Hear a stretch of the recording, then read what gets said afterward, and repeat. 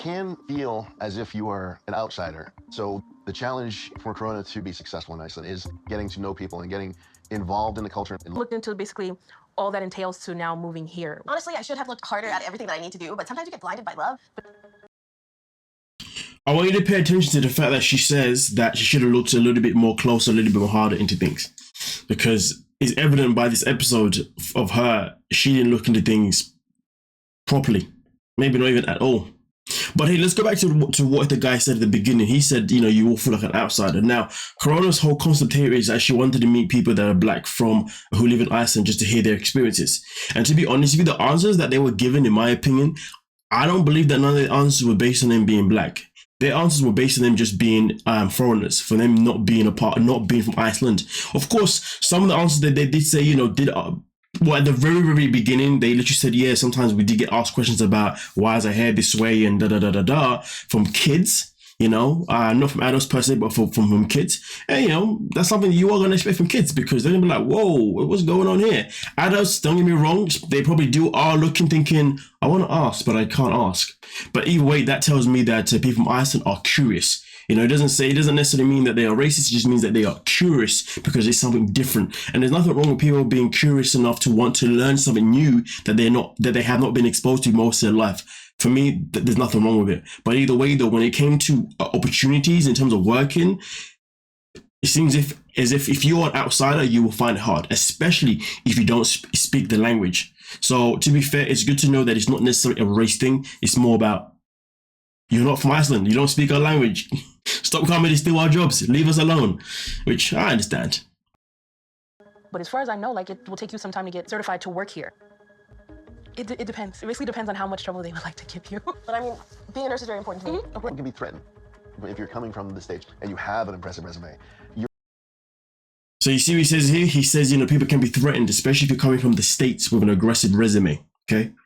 Nothing to do with complexion, literally to do with the location, okay? Which does make sense. Sometimes people do feel threatened when they see someone else come in, especially here in the UK, you know? I know there's a bunch of people here that not the whole nation, but I know there's a lot of people that do get upset and complain when they see people from other countries come in here, whether that be people from an African country, Caribbean country, or people from an Eastern European country, you know, they do get upset because they're like, oh my God, why do they have all the nursing jobs? Or why does they have all the delivery jobs? Or why do they have this job and that job and that job? You know what I mean? Which is why when Brexit happened, those people that were complaining about it, they then realized that, hold on a minute, all these people that we was complaining about, they were doing the jobs that we don't want to do. And now our streets are not as clean as what they were. Now our nursing homes don't have as many workers as they do now. In fact, you know, the people that voted were so freaking dumb that the UK had to kind of backtrack because originally they had a lot of people coming in from other countries, from the EU to work certain jobs like being a carer and whatnot. And therefore, when they got deported or whatever, there wasn't enough workers. And now the Brits literally went to freaking Africa. Well, they went to my own country, to be fair, Zimbabwe, and literally promoted that, hey, we've got housing available for you guys if you come here and you work the jobs that basically the Brits don't want to work. And those jobs involve being a carer, whether that's being a carer to the elderly or being a guide for people who are on the spectrum, adults who are on the spectrum. They now bring them in because they realize, oh, shiz. So I know people can feel threatened, but there's also... people also need to think smartly. Clearly, the Brits didn't think about it very well. At least that's from my knowledge anyway, okay? I'm not saying everything that I'm saying is factual, but, well, no, it is factual that I've known a certain part of what I'm saying. But some of it I put in just a bit of adding things together. But either way, though, let's continue. And also, I want to know one question here. I got to ask this question. Who turns up wearing somewhat of a dog tag? I mean, I know it's her fashion, it's her thing, but boy, I don't know. But let's continue. You're coming into almost a closed system. So, I mean, probably want to prepare yourself just mentally. Like, you might be hit with that wall of you have to then prove certain things. If you not have a good bite on the language, I'm not sure that... You see, learn the language is obviously a big thing there. And to be fair, that's a big thing in most countries. You know, when you go to a country, especially if you're living in that country, people do expect you to learn the language out of respect, because it shows them that you're not just a foreigner coming here to just take our jobs or whatever, or to report on us. You are a foreigner who's come in here because you generally have intentions of trying to at least be a part of the culture. It's a respect thing, isn't it? they'll receive your qualifications as well.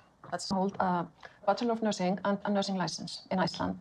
okay. You would need to speak or read the Icelandic language taught in Icelandic. The research that I did for the school was just like what my computer could translate. It said that the lectures were in English, so I thought this was something I could definitely do right away. Remember earlier on, she obviously admitted that she hadn't done like excessive or rigorous, whatever word she used, research. Oh, now it's biting her an ass, because now she's finding out that, hey, if I've got to become a nurse here or doing the courses here, I've got to be able to basically read Icelandic language, which obviously would also translate to definitely speaking it too. And that's something that the guy also warned her about. He did say to her that, listen, learning the language is very, very important. So the interview process, is that also in fully Icelandic, or is it flexible depending on who's interviewing? The interview would be in Icelandic. When do you think like the soonest I would be able to apply? National students, the due date for applications was 2 weeks ago. Imagine finding out that the application was two weeks ago. You left the States, you left your course that you were supposed to do there, you know, and you chase love, right? And then you find out that, hey, damn, I just now missed the opportunity to actually come in here and do my thing. This is why, you know, before people move, not even countries, even when you move to a different county or a different state or whatever, you know, people should, I guess, learn to do research on what they need to know. I know for me personally, before I moved from London to where I am now, I was making sure that everything that I needed was going to be here. You know, I wasn't going to move unless everything that I needed was going to be 1000%. Yeah, and trust me, I was researching for days just to clarify. You know, going back and forth. Let me just double check that again. Let me just check that again. Okay, let me have another look. And each time I went back to look again, I was actually discovering new things as well. You know, which was even better. It's if you need to take some extra courses to learn the language, then yes, maybe. Okay. Yeah. So Corona is pretty much kind of in a way shot herself in the foot, but at the same time, it's something that can be recoverable. It's something that can be salvaged or saved or whatever. It's not that bad. It's just a matter of where it may take a bit longer than she needs. You know, she needs to now learn the language, which is obviously the first thing. Learn to speak it, learn to read it, and then also on top of that, now wait an extra year until she can even do a course. So, listen, it could be a chance where it may take about 2 to 3 years. Who knows? Until she's in a position where she really wanted to be in when she got there.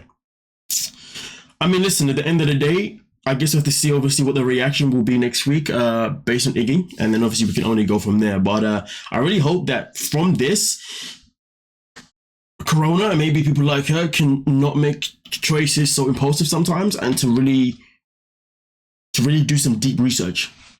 But at the same time, this is 90 Day Fiancé. How can we ever expect anyone to do any form of real research?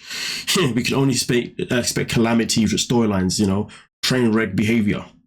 But hey, don't forget to like, subscribe, and of course, peace.